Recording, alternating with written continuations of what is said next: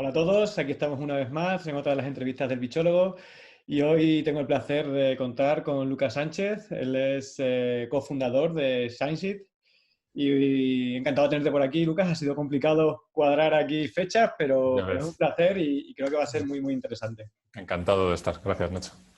Lo primero de todo quiero que nos cuentes qué es ScienceIt, ¿no? Vale, Sciences es una agencia de comunicación científica. Es una agencia joven, llevamos 4, vamos para 5 años, nacimos en 2014 y estamos en Madrid. Y bueno, bueno, yo te he conocido a raíz de Science y de esta campaña que hicisteis con el tema de las especies exóticas en Ujú, India y demás, pero tú has tenido un pasado así importante trabajando en lo que es, digamos, la academia, ¿no? En el mundo de la investigación. ujú. ¿Cómo se pasa de trabajar en ese ámbito, ¿no? En ese ámbito formal de la academia a crear una empresa de comunicación científica como es Science, ¿no? ¿Qué es lo que te lleva o lo que os lleva? Porque también creo que Guzmán también tenía también un bagaje científico. ¿Qué es lo que os lleva a dar ese salto, ¿no? Pues la verdad es que muchos motivos. El primero teníamos siempre la coña nosotros, que era la crisis de los 30.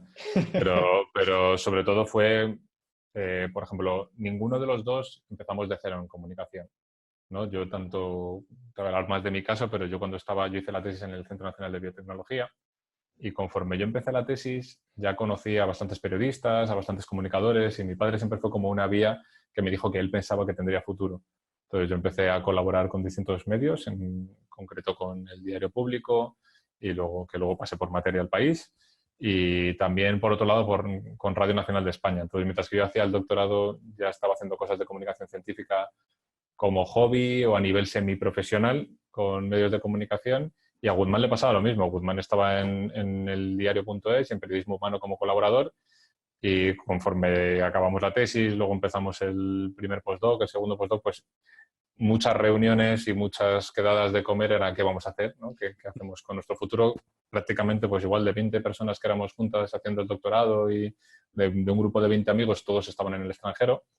Y claro, se daba la casualidad en nuestro caso que tanto Guzmán como yo, pues los dos éramos músicos, a los dos habíamos hecho cosas de comunicación y los dos pues teníamos cierto problema con toda la incertidumbre que teníamos por delante en nuestra carrera científica. Entonces decidimos sentarnos y pensar dónde podíamos juntar pues todas las cosas que nos gustaban y básicamente era la comunicación y el background científico que teníamos.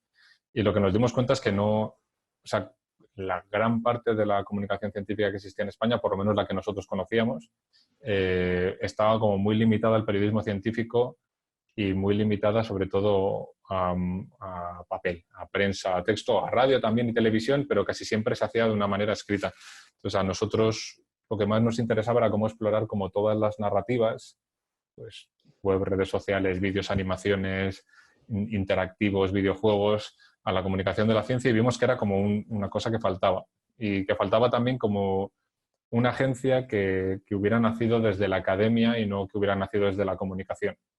Y por eso montamos INSID como una empresa que pudiera, pues, eso, ser una multiformato y tener también una perspectiva científica de la comunicación.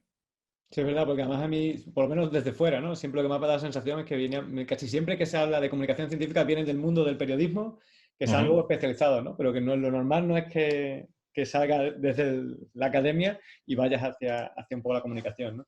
Yo tengo una Exacto. duda que supongo que también hay mucha gente que se plantea. ¿Es lo mismo la divulgación científica que la comunicación científica? Comunicación es todo. O sea, me refiero, comunicación es un término muy amplio que engloba divulgación, popularización, marketing. O sea, tienes como nosotros siempre decimos, de hecho, la Comisión Europea, que nosotros trabajamos mucho con proyectos europeos, lo tiene muy claro y tiene términos distintos para distintas categorías para empezar a diferenciar entre el disseminating, que es más la comunicación dentro de la comunidad científica o dentro de la comunidad técnica, y communication es como todo lo general. Yo siempre, por lo menos como yo lo entiendo, divulgación siempre tiene esa connotación de que alguien tiene que aprender algo. ¿Vale? Y comunicación puede ser muchas cosas. Divulgación está englobada dentro de comunicación, pero comunicación puede ser también comunicar los resultados para que una empresa adopte esa tecnología y hacer así transferencia de tecnología. O sea, comunicación es enterarte de cosas, no necesariamente aprender de ellas. Y la divulgación sí que creo que se trata con ese, digamos, cariño más pedagógico de buscar ese aprendizaje. Vale, vale, O sea, interesante. muchas veces nos lo dicen a nosotros, de oye, es que no, estos chicos tienen una agencia de divulgación científica y es como, no solo. La divulgación es parte de lo que hacemos y de hecho no es ni siquiera yo creo un porcentaje mayoritario de la cantidad de trabajo que hacemos. Vale, es interesante porque además muchas veces son términos que se confunden, ¿no? Son muy parecidos, pero es verdad que uno engloba al otro, ¿no? Si no sería solo limitaros si solo os dedicaseis a divulgar. Bueno, ¿y qué cualidades son necesarias, desde tu experiencia, ¿no? para trabajar dentro de este sector de la comunicación científica?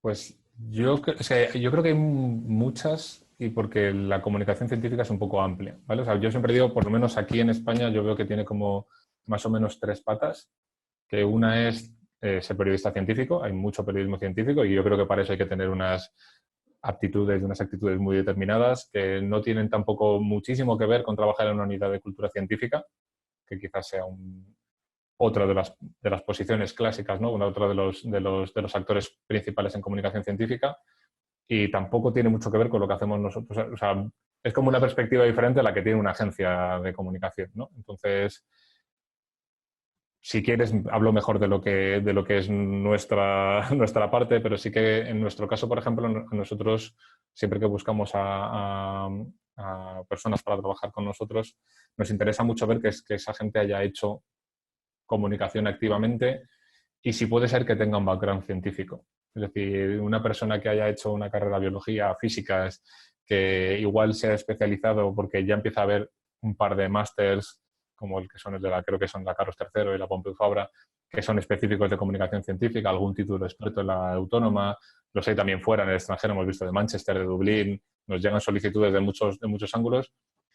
No nos parece súper importante que tengas un máster, pero me refiero, existe un máster de comunicación científica que ya te intenta formar un poco como tal, sobre todo los que vienen con un background científico, pero sobre todo que tengan un portfolio, que hayan hecho cosas. Nosotros, como empresa, lo que nos interesa es ver que alguien es capaz de traducir información científica muy compleja en cosas bastante creativas y ese paso es muy difícil de ver si la persona que quiere trabajar con nosotros no tiene algo que enseñarnos, o bien que puede ser de todo, es decir, como trabajamos en todos los formatos, puede ser desde las 10 charlas que ha dado en distintos eventos de comunicación científica o el blog donde escribe, o los artículos con los que colabora en medios, o el podcast, o los vídeos que ha hecho. Es decir, ahí hay, digamos, muchas vías para aproximarse a nosotros porque nosotros tocamos muchos palos.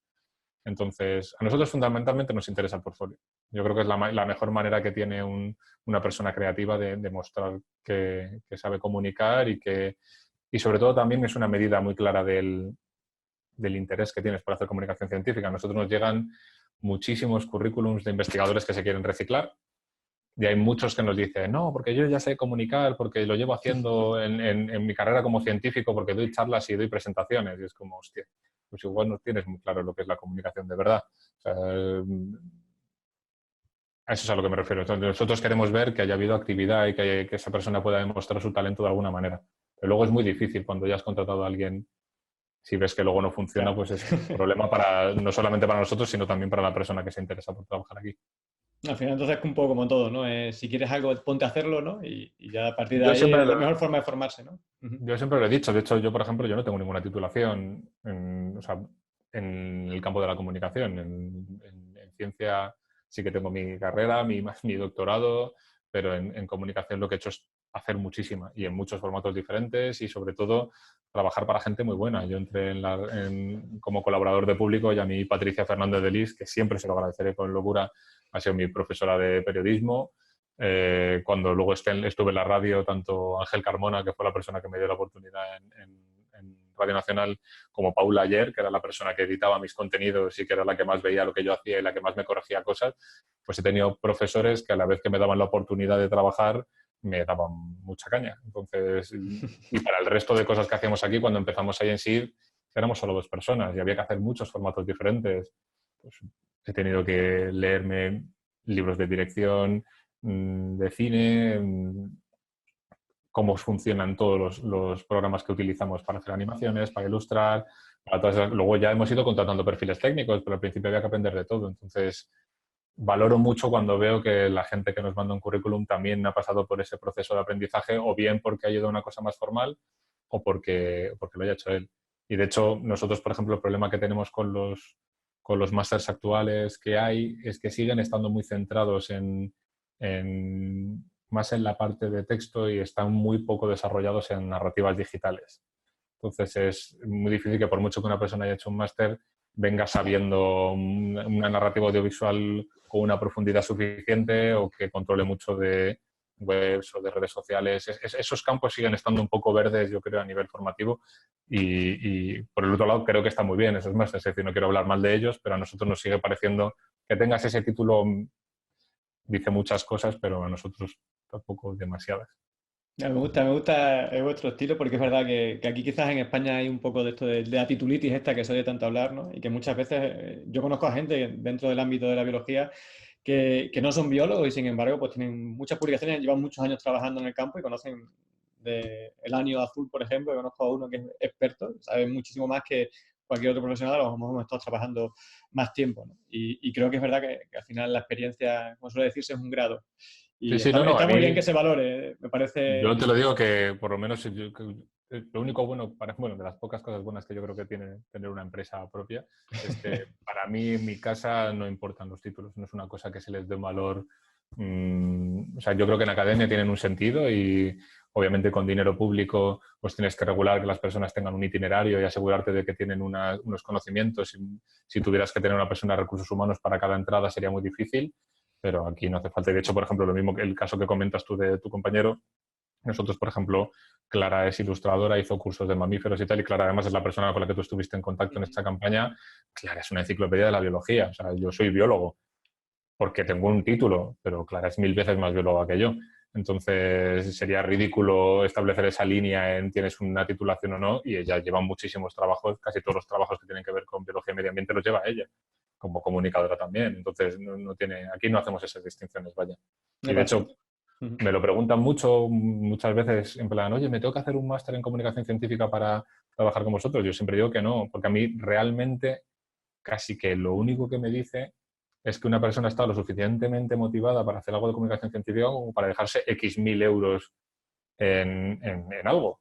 Pero claro, es una forma de ver la motivación que solo se lo puede permitir una parte de la población. Entonces tampoco me gusta verlo como esa motivación solo.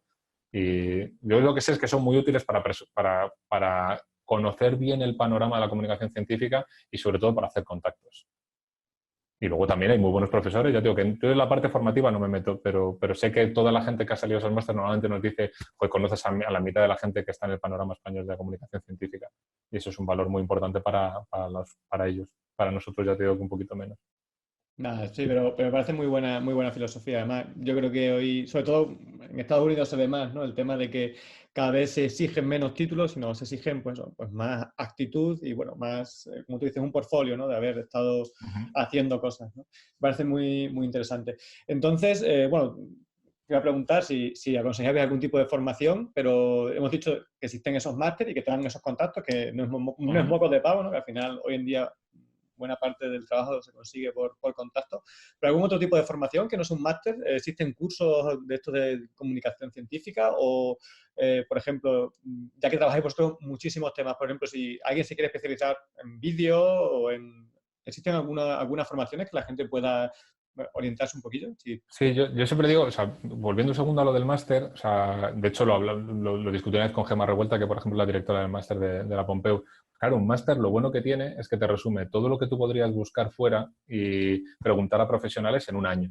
Y eso es lo que pagas al final, que te den esa formación como muy condensada.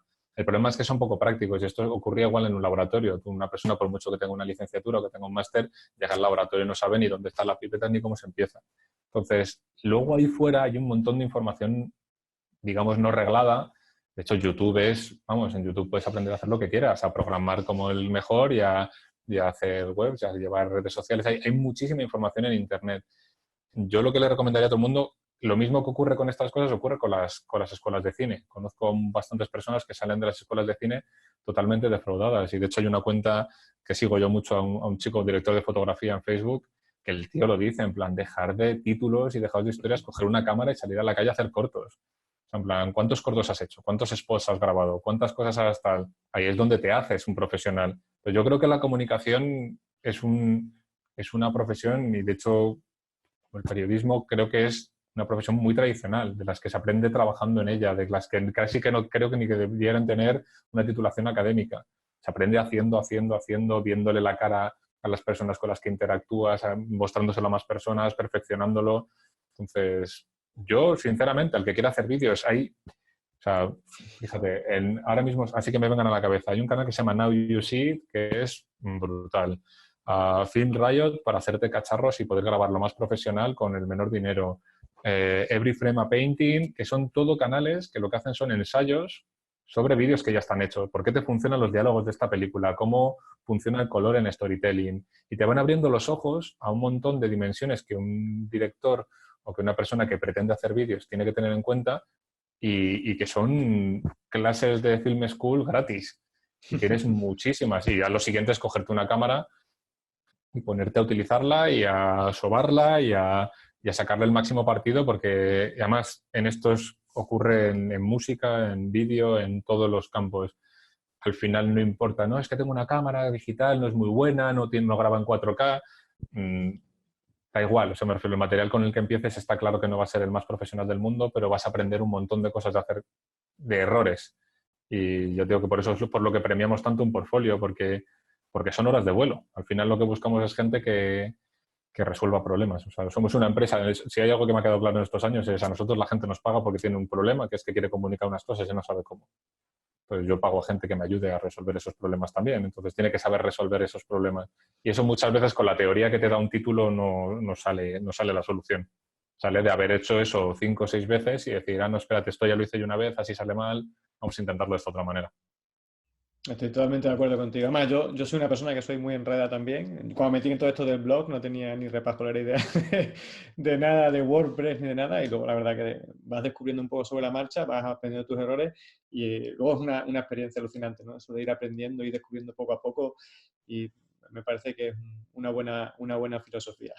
Sí, además yo creo que luego además es muy complementaria con la teórica. Es decir, que luego, Sí, por ejemplo, sí. hay mucha gente que se pega años haciendo algo y no tiene... Yo conozco a grandes divulgadores, grandes comunicadores en España que te dicen, joder, es que llevo 10 años haciéndolo y quiero hacerme un máster solamente primero, por tener el título porque me lo piden en algunos sitios, pero luego el máster se lo disfrutan el triple porque es como, ¿ves? Pues yo esto lo he hecho siempre por intuición, mira, pues esto tal, pues hay una regla que está detrás de esto, pues lo he hecho toda la vida porque sí.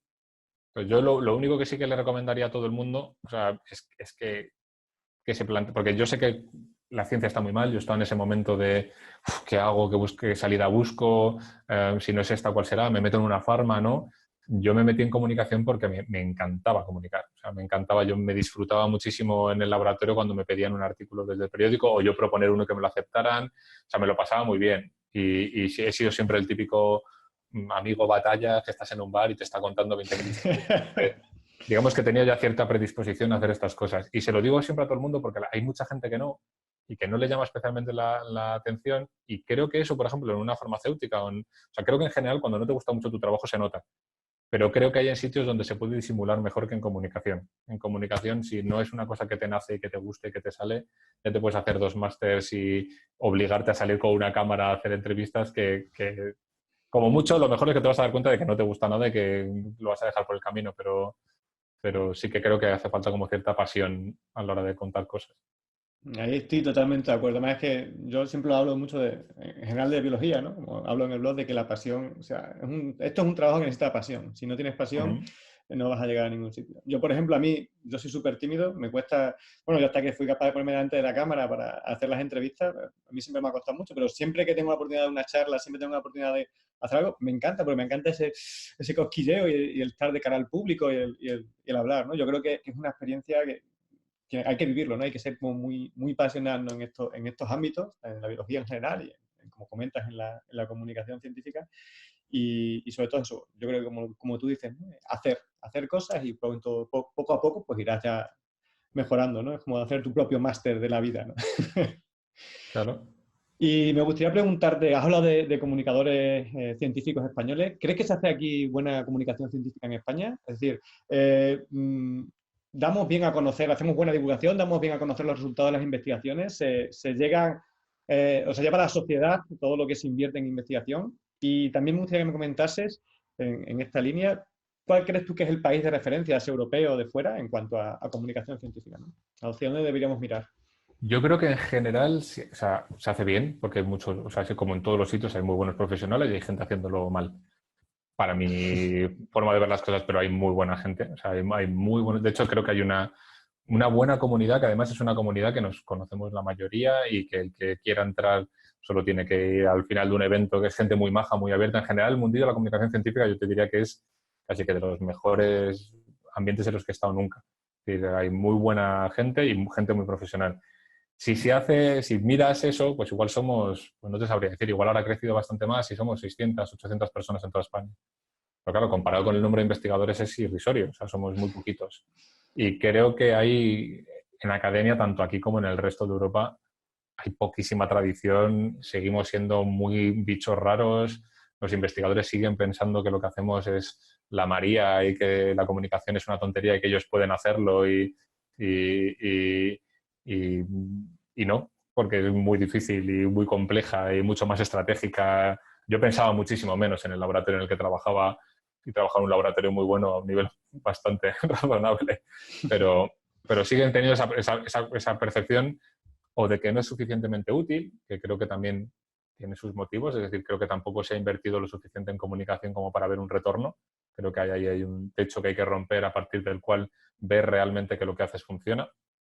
Pero creo que se hace en general poco. Un país en el que fuera de referencia, te diría que dentro de España creo que en general el sector académico catalán invierte más y ha invertido siempre más en la visibilidad y en la comunicación y creo que siempre han estado más atentos. Nosotros colaboramos con muchos centros y desde que salimos yo creo que pusieron un poco los ojos en nosotros porque lo valoran mucho y creo que en general a nivel europeo Reino Unido, mientras que siga siendo Europa Reino Unido, es uno de los referentes, es uno de los países que invierte bastante todos los museos, los centros de investigación. Cuando hablas con las unidades de comunicación científica de los centros, no es la persona de comunicación, como suele ocurrir en la mayoría de los centros españoles, es una de las personas del equipo de comunicación que se junta con los del equipo de outreach, que se junta con los de... O sea, son un grupo extenso. Y eso como mucho lo ves aquí en centros tipo el IRB, CRG, centros que tengan a 3, 4 personas. Y eso lo ves en Cataluña. La verdad que los catalanes en muchas cosas nos llevan ahí. No, no, en estos casos yo creo que sin duda. Y ya te digo que yo creo que es una parte que también es entendible. Nosotros cuando empezamos a trabajar teníamos claro cuál era nuestro objetivo. Nuestro objetivo era traducir esa información tan compleja sin molestar por el camino. Es decir, que un investigador, o sea, nosotros tenemos un background científico y eso es uno de los pilares de ScienceID, no te vamos a dar el coñazo. Es decir, tú me vas a soltar la propuesta de 300 páginas de tu proyecto o las últimas 10 publicaciones y nosotros nos encargamos de entender lo que hay ahí, de pensar cuáles son los mejores formatos para explicar mejor esas cosas, porque ese es un ángulo que no se estaba utilizando yo creo lo suficiente. Cuando tienes limitación y solamente puedes escribir o limitación y solamente tienes una productora audiovisual, pues no te da por hacer un interactivo o no te da por hacer un videojuego o no te da por hacer una campaña de un año entero que tenga distintos ángulos y nosotros sí que podemos hacerlo, con lo cual nos encanta tener como toda la información para asesorar en cuáles son los mejores formatos y luego medir todo el impacto y sobre todo ver que ese impacto le llevaba al investigador o a la empresa biotech o al sector tecnológico que fuera a un mayor retorno, a una visibilidad que le llevara a tener mejor financiación. Entonces es cuando lo empezamos a hacer, en nuestro caso el primer investigador que apostó por nosotros, que siempre le estaremos agradecidos y que seguimos trabajando con él, que fue Víctor de Lorenzo, del Centro Nacional de Biotecnología. Es que empezamos a hacer vídeos con él y a hacer determinadas actividades y enseguida vengo de un congreso donde se han interesado muchísimo por lo que hacemos gracias a la visibilidad que nos estáis dando y cuando vas viendo que los investigadores lo ven, lo valoran mucho más y se dan cuenta de que eso tiene un valor. Pues yo creo que ahora mismo todavía no hemos tenido la oportunidad de poner suficientemente en valor la comunicación científica. Sí, De yo hecho, creo. yo intento que no quede, mira que digamos que personalmente no soy así en absoluto, ¿no? Pero intento que no quede en una motivación de no, es que hay que llevar la ciencia, es que como investigadores estamos obligados a mí esas cosas, voy a ir a las motivaciones que sean un poquito más egoístas, ¿no? Que es como, oye, comunica que al final tiene retorno y cuando vean ese retorno, yo creo que con esos motivos, con esas razones de peso, va a ser más fácil que intentándoles convencerles de que es algo que tienen que hacer por ética. Yo la ética la doy por hecha, creo que es un papel importante, que sí se paga con fondos públicos, tenga cierta visibilidad para el público, pero fuera de esa parte creo que realmente tiene un valor, que es un valor que se está explotando poco. Y de hecho nos damos cuenta, o sea, si se conociera mejor la ciencia, se defendería mejor por parte de la sociedad. Estoy de acuerdo contigo. Creo que también en parte viene porque quizás el personal científico no ya está, muchas veces todos los investigadores ya tienen una carga enorme de papeles o de tal, igual, de que si los proyectos preparando, no sé qué, y al final luego pues el tiempo que queda para divulgar o dar a conocer esos resultados, bueno, pues siempre... Claro, pero ojo, yo no estoy diciendo que lo tengan que Sí, hacer sí. ellos, ¿eh? No, no, De hecho, no. Sí, sí, de sí, hecho estoy bastante en contra de que lo hagan ellos, exacto. porque así como conozco a muy buenos científicos que son muy buenos comunicadores, porque tengo que esto y una parte yo creo que de instinto o de talento natural que no te lo enseñan en ninguna parte, en general la carrera investigadora te deforma para ser un mal comunicador. Es decir, tú conforme pasas más años en la academia, te deformas más, el nivel de jerga es más amplio, estás más acostumbrado a hacerlo, tienes la cabeza cada vez más metida en el agujero. Entonces, normalmente los científicos que son muy buenos, pues ocurre lo mismo con la docencia, no son los mejores profesores, los mejores investigadores. ¿Por qué? Porque para ser buen docente hay que tener práctica y hay que aprender a ser docente y hay que tener también una serie de cualidades, ¿no? que tienes que tener desarrolladas para poder ser buen docente. Pues para ser buen comunicador ocurre lo mismo. Entonces, yo no quiero en absoluto, porque cuando los investigadores dicen, no, es que los que defendéis que tenemos que hacer comunicación de la ciencia académica, yo ya no puedo más. Estupendo, contrátanos, joder, que para eso hemos nacido, para hacer esto de una forma profesional, asegurarnos que está muy bien hecha y que a ti te molestamos lo mínimo posible. Entonces, Justo ahí es donde yo quería llegar, en el sentido de que siempre se dice que los científicos y tal, que tendrían que divulgar, pero claro, es que es imposible, no hay tiempo material. Entonces creo que hace falta mucha gente como vosotros, ¿no? Que profesionalice ese sector, ¿no? Es decir, que sí, pues vosotros provenís provenís de un mundo académico, o sea, del mundo académico, pero estáis centrados exclusivamente en la comunicación científica, ¿no? Y claro. creo que es una pieza que le falta un poco al engranaje, ¿no? De la ciencia en España. Que Sí, hasta yo creo ahora... que sí. De hecho, lo estamos, vamos, nosotros, yo suelo tener una visión un poco optimista de esto porque nos va bien. Entonces, es igual un sesgo que tengo ahora mismo, porque además se lo digo a todo el mundo, de joder, nosotros desde que empezamos hemos ido llamando a puertas y, pues nos han ido financiando y hemos ido haciendo cosas que nos han llevado a una financiación cada vez más grande, ir contratando a más gente. Entonces, vemos que hay una necesidad y vemos que hay un nicho que está, creo, infraexplotado. Ahora, ¿cómo de grande es eso? ¿Puede ser una mini burbujita? No lo sabemos. O sea, yo no tengo ojalá lo supiera yo para saber si puedo contratar a 4 personas este año o a una. O al revés, o si tengo que estar agarrándome el cinturón porque igual el año que viene se ha acabado y ya habíamos hecho toda la comunicación que se dejaba hacer. Pero yo creo que es un campo en expansión. De hecho, yo siempre lo digo, funciona un poco, aquí en la Unión Europea funcionamos así. Depende de lo que diga el que paga y el que paga es la Comisión. La Comisión Europea hace unos años te decía, oye, toma ¿no? 4 migas y si quieres, haz algo de comunicación de tu proyecto. Y muchas veces ni se usaba esa parte del budget de los proyectos. Luego empezaron a decir, no, no, oye, te damos este dinero, pero este dinero hay que gastarlo, que si no, problemas de papeleos. Pues ya la gente empezaba a hacer alguna web, daba de alta alguna red social de un proyecto. No, no, ahora la comisión en los grandes proyectos dice, no, no, yo quiero que haya un plan de comunicación profesional en la propuesta. Si no, la sección de impacto se va al carajo. Quiero además, si puede ser una empresa que lo haga o un profesional que lo haga. No me vale con que los investigadores van a hacer esto porque ya sé cómo lo que ocurre. Entonces, nosotros hemos empezado a sumar demasiados puntos, ¿no? En las propuestas, porque ser empresa y ser profesionales y hacer un buen plan de comunicación y luego llevarlo y ejecutarlo en planes ambiciosos, porque hay proyectos que necesitan realmente mucha comunicación para ser realmente exitosos, para también que el que te financia vea que lo que estás haciendo no se queda en tu laboratorio, sino que puede tener una explotación comercial o que pueda tener una continuidad que también muchas veces te lo asegura el tener una visibilidad, que otros investigadores quieran colaborar contigo y seguir la idea donde acabó, pedir más financiación y seguir continuando con ello. Muchas veces hay proyectos tremendamente exitosos que ni siquiera para los propios investigadores tienen visibilidad. Entonces, cuando la Unión Europea, cuando la Comisión ha ido dando vueltas de tuerca y exigiendo cada vez más que esto se haga, esto se hace. Y los investigadores, pues obviamente, si quieren financiación, pues pasan un poquito más por el aro y tenemos más oportunidad de estar en proyectos donde al principio, ya te digo yo que las reuniones nos miran como diciendo, ¿qué hacen estos aquí? Y cuando pasan los años, pues empiezan a ver frutos del resultado de tenernos ahí y empiezan a ser menos escépticos con temas de comunicación y empiezan a estar más abiertos.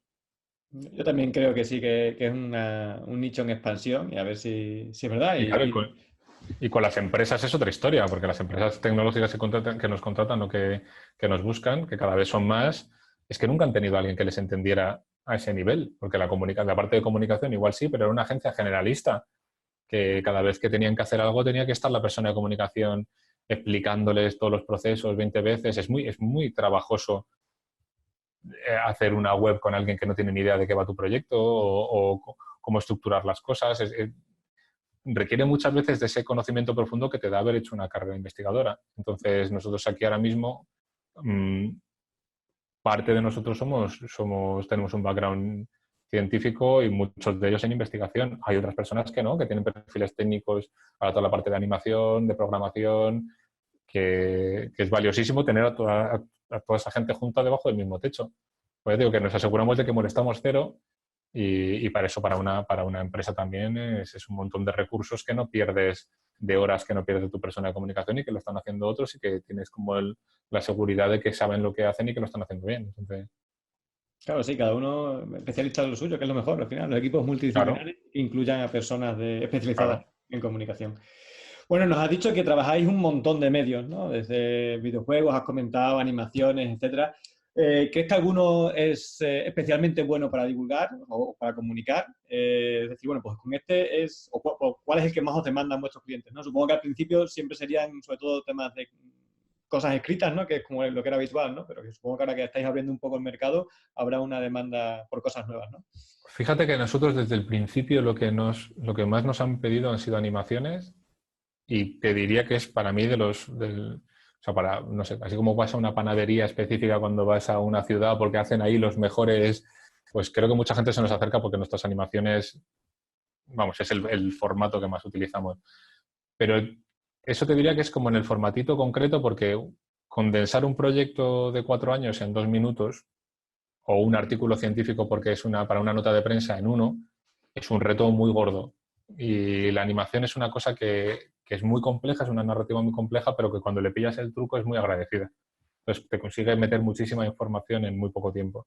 Entonces eso es cuando la gente nos pide cosas muy pequeñas, suele ser eso, animaciones. De todas formas, te digo que a nosotros lo que nos gusta y en general lo que, digamos, donde aportamos un valor todavía más grande es en grandes estrategias de comunicación. Es cuando dices, oye, dime tus objetivos a 2 años, Mm. porque sí, las animaciones igual tengo que hacerte 5, pero tienen que tener también detrás una web a la que ir y esa web tiene que tener esta información y a la vez tiene que estar englobado en un plan de redes sociales. Eh, por ejemplo, ahora nos piden también mucho, nosotros somos científicos, ¿qué vamos a hacer? O sea, me refiero, los dos fundadores lo somos y nos gustan los datos y nos gustan los gráficos y cuando empezamos a conocer cómo se hacía el impacto de redes sociales, hay una parte muy pobre, muy normal, muy superficial de, ¿no? de reach y de engagement, de cuánta gente me ha dado me gusta, cuánta gente me ha retuiteado, cuánta gente me sigue. Pero se puede hacer mucho más y de hecho se puede jugar, tú le puedes pedir información al API de Twitter y luego, por ejemplo, nosotros, como tenemos, ya te digo, venimos de un laboratorio, entonces hay mucho software que dices, yo mi bioinformático utilizaba una cosa para comparar secuencias que si cogemos los datos de Twitter y los usamos de esta manera, y claro, tenemos unos mapas de los sectores en los que trabajamos y o sea, una cantidad de información como muy diferente porque nos gusta mucho la ciencia de la información al final. Entonces ahí manoseamos mucho, estudiamos mucho, nos gusta mucho también la parte de neurociencia y de sociología y de todos los estudios que se hacen de por cómo son las distintas percepciones de los distintos sectores en los que trabajamos. También se estudia mucha bibliografía para ver cómo hacemos en los distintos proyectos. Entonces, por eso digo que creo que sumamos en cosas como más globales porque sí que te da como una posición en la que dices, vale, pues ahora no coges las dos batutas y empiezas a orquestar una cosa mucho más grande en la que realmente sí que se puede hacer algo de trasfondo. Una animación sola pues puede tener más o menos visibilidad, viralizar un poquito más, un poquito menos, y eso muchas veces no está de nuestra mano. O sea, por ejemplo, funciona muy bien, muchas veces los centros de investigación nos llaman y nos piden una animación para un paper que va a salir en Nature o en Cell o en Science para tener un impacto mucho más alto, porque si pasa una nota de prensa con tu artículo más una animación, pues los periodistas cogen esa nota de prensa con un poquito más de cariño porque así tienen contenidos multimedia, saben que van a funcionar mucho mejor y luego al final, pues en vez de salir en un medio sales en 30 y en cada uno de ellos pues las visualizaciones se multiplican una barbaridad. Pero ya no te digo que no le quitamos cariño a los formatos pequeñitos y hay cosas que son muy, muy útiles y lo que más nos piden son animaciones, pero en el resto de cosas también disfrutamos mucho haciéndolas y creo que también cuando las hemos hecho en determinados sectores han funcionado muy bien. A mí me encanta eso de la estrategia y de que no quedarse solo en el medio, ¿no? Sino también un poco una visión más a largo plazo, comunicar, como tú dices, a 1 o 2 años y ver, oye, pues por qué medios podemos llegar, de qué forma, etcétera. Creo que eso es muy importante y creo que aquí, bueno, falta un poco de eso en España, ¿no? Normalmente se mira a corto plazo para un proyecto en concreto, para alguna cosa, y creo que eso está bien, ¿no? El tener esa visión un poco más a largo plazo.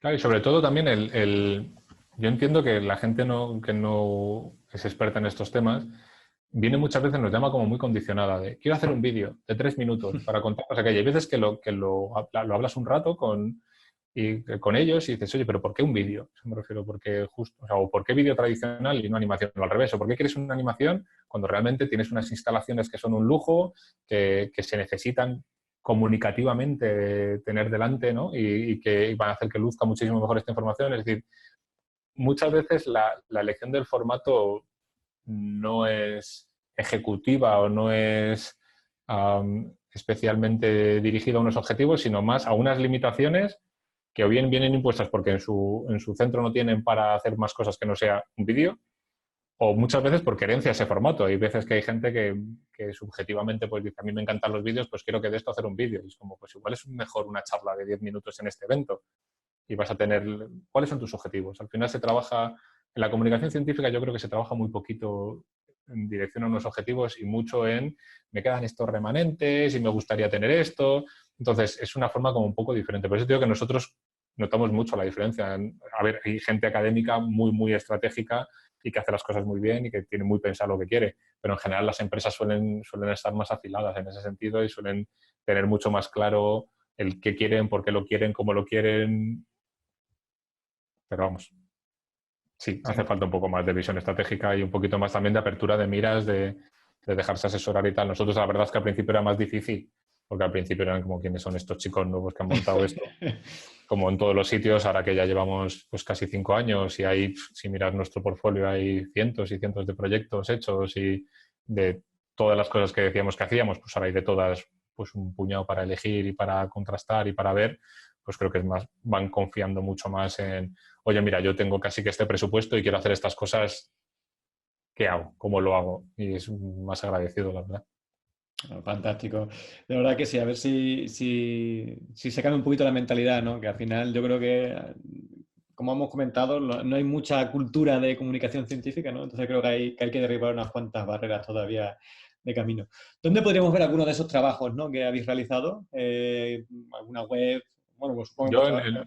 en nuestra web tenemos una sección de portfolio, ya sabemos que somos mucho de portfolio, pues el portfolio es tan... o sea, la verdad es que ahora mismo el volumen es tan alto que muchas veces se nos olvida subir proyectos, pero hay muchos proyectos. O sea, no te diría que está en el 100%, pero igual está el 60% de lo que hemos hecho o el 70%.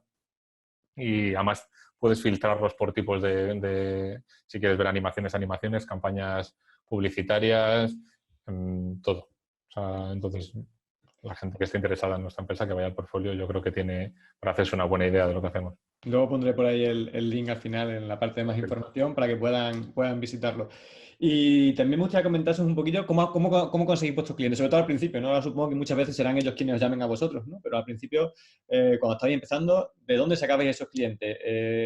¿Vosotros os buscan o ofrecéis vosotros los servicios cuando veis algún grupo de investigación, alguna universidad, una ONG o lo que sea?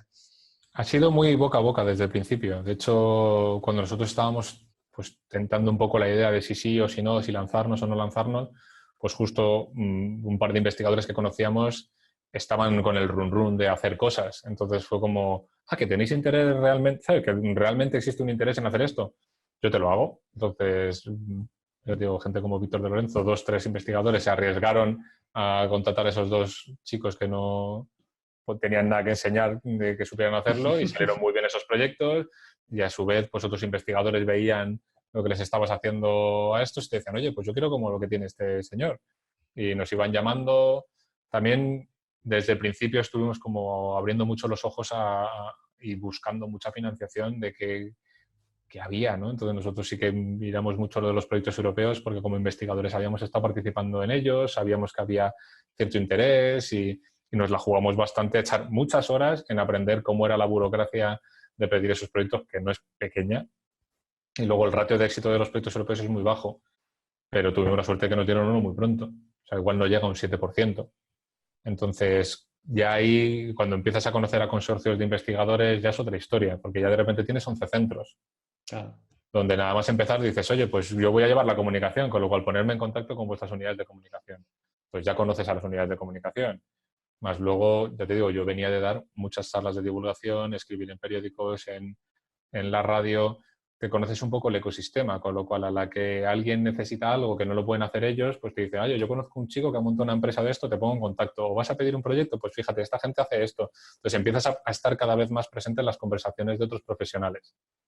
Y ahí ya pues vas rompiendo una... O sea, nosotros nunca, de hecho, a las personas que miran nuestras redes sociales son bastante escasas porque estamos siempre tan a tope trabajando para otros que somos un poco cuchara de palo a veces. No hemos hecho una difusión muy activa de lo que hacemos. Y ni nos hemos preocupado tampoco... Bueno, nos hemos preocupado, pasa que no hemos tenido tiempo, pero de estar como haciendo actividades de marketing porque hemos ido creciendo a un ritmo muy rápido. Entonces teníamos, digamos, suficiente problema con que todo funcionara bien internamente, hacer todo el trabajo bien, como para encima pensar en nuestra propia visibilidad cuando nunca nos ha hecho falta. Entonces, ya digo, el resto ha sido boca a boca. Investigadores contentos que nos recomiendan otros investigadores, unidades de comunicación que están muy contentas con nosotros, que cuando alguien les pregunta, oye, ¿cómo habéis hecho eso? Pues mira, contratamos a esta empresa que está en Madrid. Y así. Porque de hecho, además, no nos hemos movido especial. Luego también, por ejemplo, ahora mismo, pues entrevistas como la que me estás haciendo hoy o muchas veces nos invitan a dar conferencias de carreras alternativas a la investigación y contamos nuestra historia de cómo salimos de ahí y lo que montamos y no somos los únicos, también hay gente pues que está en sectores más industriales, en sectores farmacéuticos, en unidades de cultura científica. Entonces ese día estás dando una charla y dicen, ostras, yo no sabía que hacéis esto, no sabía que erais tan grandes o que la cosa había crecido tanto y que hacéis tantísimas cosas. Pues nosotros estamos interesados, justo estábamos pensando en pedir un proyecto y ya te vas al coffee break pues hablando cómo establecer esa colaboración, con lo cual ahora mismo eso es casi todo cómo ha ido ocurriendo, básicamente. Sí, el networking que se llama ahora, ¿no? El ir haciendo contacto y haciendo un buen trabajo, ¿no? Que al final es como Claro. se triunfa Sí, en en cualquier lado. eso ya te digo totalmente, escogiendo cada proyecto como si fuera el único y de hecho yo creo que es una de las cosas que más me gusta a mí personalmente de que seamos una empresa, que es el obligarte a estar siempre muy afilado y muy buscando proyectos nuevos y viendo cómo lo hacen otras personas e intentando siempre cómo mejorarlo para que la gente cuando cuente contigo que se quede tranquila de que van a salir las cosas bien o por lo menos lo mejor que pueden salir en ese sector en ese momento. Entonces ahí no se puede parar uno quieto. Bueno, aunque ya nos has comentado que lo tenéis un poco dejado de momento porque estáis preocupados en crecer de forma ordenada, ¿qué tan importante veis vosotros que es la parte digital, ¿no? El tener una web, unas redes sociales, etcétera, para un negocio como el vuestro, ¿no? Que además sois una empresa joven, una empresa dinámica, que hace un montón de cosas, ¿no? Y precisamente usáis mucho estos elementos. Pues ahora mismo es lo que hay. O sea, me refiero, ahora mismo hay gente que vive más en su vida 2.0 que la 1.0, con lo cual el mundo digital nos ha comido, literal, nos ha fagocitado y estamos con un pie fuera. O sea, estamos a punto del último bocado. Fundamental, totalmente fundamental. De hecho, casi te diría que el offline es muy necesario porque ya digo que nosotros, por ejemplo, en eventos conseguimos mucho. Yo cada vez que salgo de viaje es raro que no vuelva con 2, 3 colaboraciones nuevas. Es muy raro y de hecho eso digitalmente es muy difícil de conseguir porque ahora, por ejemplo, tú y yo estamos teniendo la oportunidad de tener una conversación sosegada, profunda y te estoy explicando cómo muy bien lo que hacemos y cómo lo hacemos, pero esto no cabe en un tuit.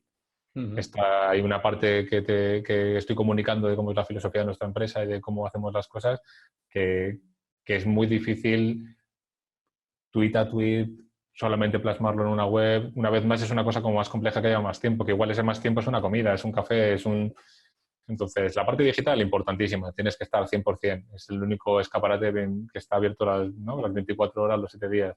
Pero el resto de cosas yo creo que no hay que abandonarlas tampoco.